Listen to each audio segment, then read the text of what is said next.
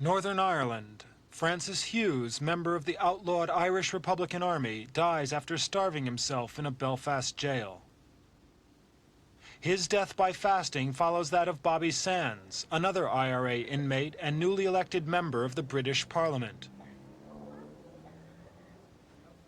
The night Sands died, scores of hit-and-run battles erupted in the streets of Belfast. Battles between Catholic youths and British security forces. 5 people were seriously injured. A bank and a church destroyed. Several factories damaged by fire. I'm going to raise it. Here, use a bottom. Use a bottom. Hold on, guys. Bottom. Yeah. Good lad.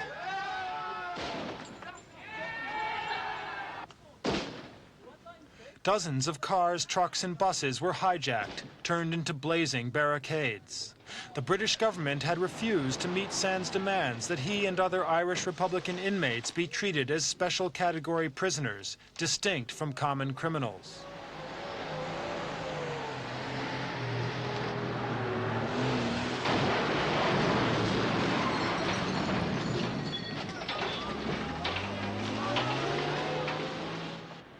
Worldwide reaction, especially from Catholics, was generally hostile to Britain. In New York, some of the U.S.'s 13 million Irish Americans made their feelings known. But the British argue that allowing IRA inmates to wear their own clothes, to be excused work, and to associate freely with other inmates would mean treating them as political prisoners. And that would lend legitimacy to the IRA's violent campaign to reunite Northern Ireland with the Irish Republic to the south. The British feared they'd set a precedent of surrender to the IRA. They also feared any concessions would provoke a violent backlash from the Protestant extremists.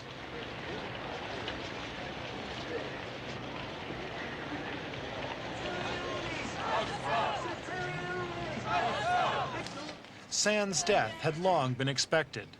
His hunger strike was an index of the depth of feeling among the province's Catholic population. For the struggle of the IRA prisoners in Belfast's Maze prison has become a symbol of anger for many of Northern Ireland's 500,000 Catholics, a minority alongside 1 million Protestants in the province. Even before Sands' death, there was the worst street violence for years in Londonderry.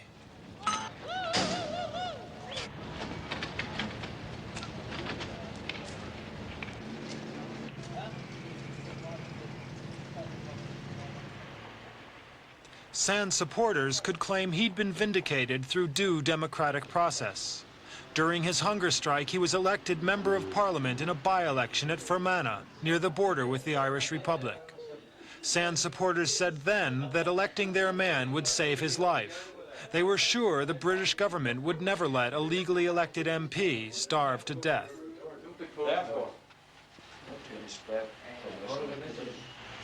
Sands' mother was asked if she'd let her son be force-fed. Be intravenously fed? No, he told me not to.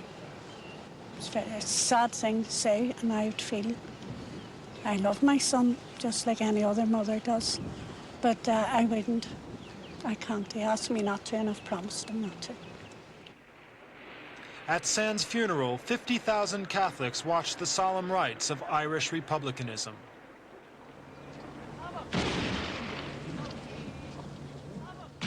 Now that the British have let Bobby Sands die, and Francis Hughes also, they feel they can contain IRA reaction. Tighter security with the Irish Republic has helped them stifle the IRA militarily. But they may also fear they've reinforced Catholic solidarity with the terrorists. For Ireland has a tradition of political martyrs. 14 Irish prisoners have now died by fasting this century. 2 IRA inmates joined Sands and Hughes on hunger strike. They too seem determined to die. The issue of prisoners' status has become inextricably linked with the overall pattern of conflict during the past 12 years of Troubles. Bobby Sands embodied that conflict. He was just 14 in 1968 when the latest Troubles began. Catholics here were protesting at poor housing, job discrimination, and lack of representation in the province's government. But the following year, it became apparent that the Catholic dream of a reunited Irish Republic was taking hold of the civil rights movement. Protestants in Londonderry clashed with rival Catholic groups. Police tried to disperse them. Soon after, the first British troops arrived in the province. The pattern was cast for years to come. Bobby Sands was later to recall how his family had to move house due to anti-Catholic feeling in their neighborhood.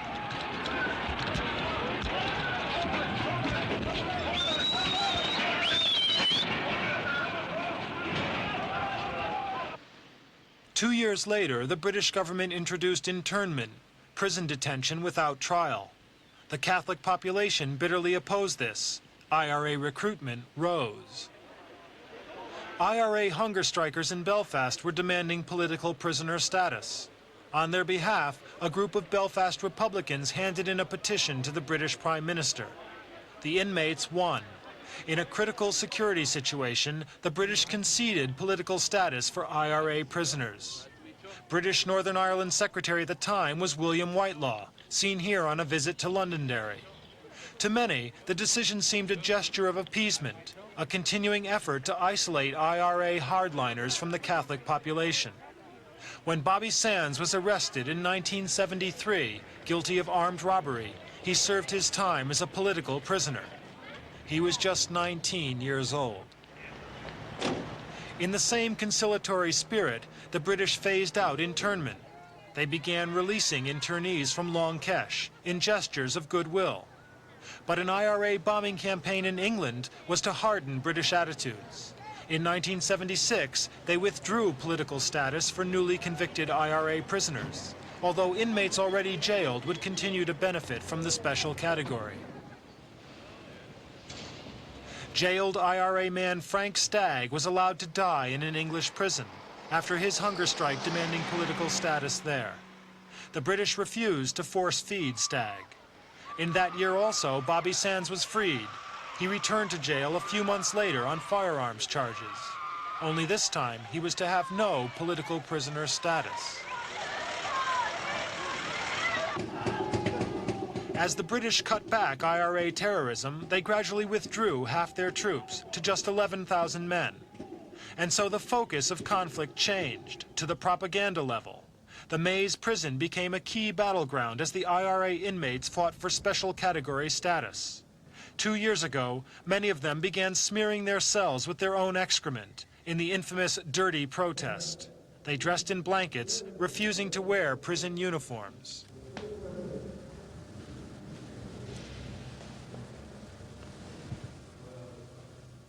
Last fall, several of the prisoners went on hunger strike.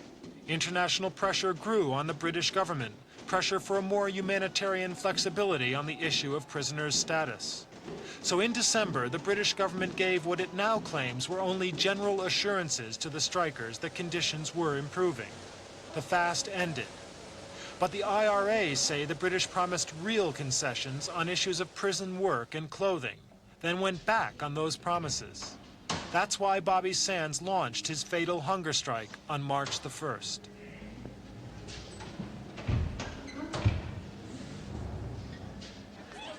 The Republicans say IRA inmates deserve special treatment because most are convicted in special anti-terrorist courts without a jury. The British say non-jury courts are necessary only because witnesses are intimidated by IRA terror. British Prime Minister Margaret Thatcher has refused to yield on the status of political prisoners, as on the status of Northern Ireland itself. In Northern Ireland, we, by law, have guaranteed the people of Northern Ireland that the status of Northern Ireland shall never be changed unless the people of Northern Ireland want it to be changed, and of course any change could go through the United Kingdom Parliament. That's enshrined in law. Nothing can alter that. The other aspect is that, nevertheless, we really must try to live in peace and reconciliation with our neighbours south of the border, which is the Republic of Ireland. It's the only country with whom we have a land border. We're both members of the community. We have to cooperate across the border. We want to get as much economic cooperation as possible. Those things remain the same. The Sands and Hughes deaths may temporarily halt the rapprochement between Britain and the Irish Republic. That growing accord was evidenced in Dublin last December when Thatcher met Irish Premier Haughey. Most Irish politicians say the Northern Ireland problem calls for an all-Ireland solution. But the Republic's an increasingly prosperous member of the European community, and many there reject the IRA's blend of socialism and nationalism, along with its violence.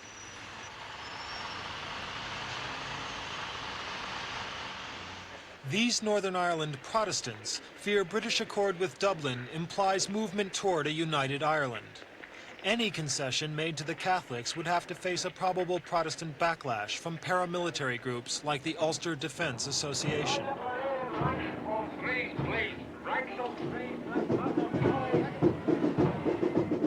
It's feared militant unionist Ian Paisley could take command of the province's Protestant community. He also bitterly opposes the growing entente between London and Dublin. Despite British reassurances, he suspects a deal behind the Protestants' back, a deal which could lead toward the eventual reunification of Ireland, where the Protestants would be a minority. Dublin control or involvement in the affairs of Northern Ireland would be disastrous to the material well-being of Ulster, subversive of our civil and religious freedom, destructive of our citizenship, and perilous to the position of Northern Ireland as part of the United Kingdom. A recent incident well illustrated these continuing deep divisions between Northern Ireland's Protestants and Catholics. Ian Paisley attends an Easter memorial service at a tiny village near Londonderry, a service for loyalists killed during the Troubles.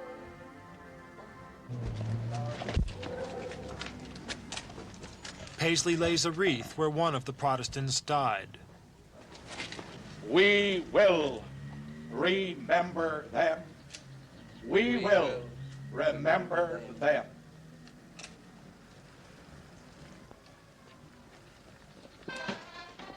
A mile or two away, Catholics marched to the village on behalf of the hunger strikers. Hundreds of police blocked the march. Catholic activists argued with them. This is a bit of Ireland, and I demand on behalf of the Irish people the right to walk our roads without being molested or without interference. The marchers were told to stay where they were and stay calm. But stone throwing was soon to start, with the police the target. An incident which encapsulates how the British see their role in Northern Ireland. Using local police and British troops where necessary to prevent armed confrontation between militant Catholics and Protestants. As here, the security forces often get caught in the middle.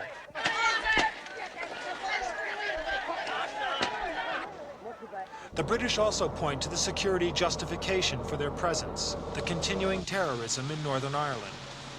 Here, IRA gunmen murdered a Protestant official and his son, shot dead at their home, which the gunmen also firebombed. Critics of the troops' presence say this violence denotes the army's failure, not a reason for it to stay. In 12 years, over 2,000 people have been killed here, at least 22,000 injured.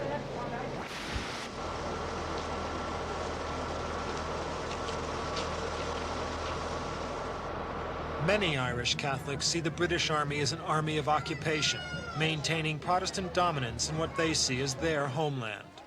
The Republicans claim their Belfast Easter rally this year was one of their biggest ever. That's mainly due to revitalized support for the Republican prisoners demanding special category status. For after Sands and Hughes' deaths, IRA prestige is high. It could well recruit a whole new generation of youngsters. Worldwide sympathy, especially in the U.S., could mean more funds to buy arms. And it's likely a stronger IRA will provoke a violent Protestant reaction. A more powerful IRA, a Protestant paramilitary backlash.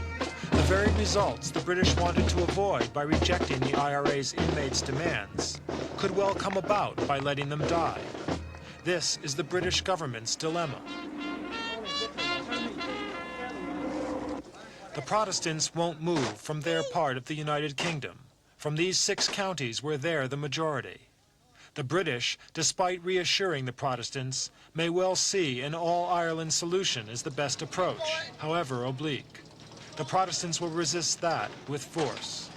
Meanwhile, the deaths of Sands and Hughes have already raised again the level of violence in Northern Ireland. The patterns of conflict here may change. For now, more hunger strikers could die. No solution, no peace is anywhere at hand.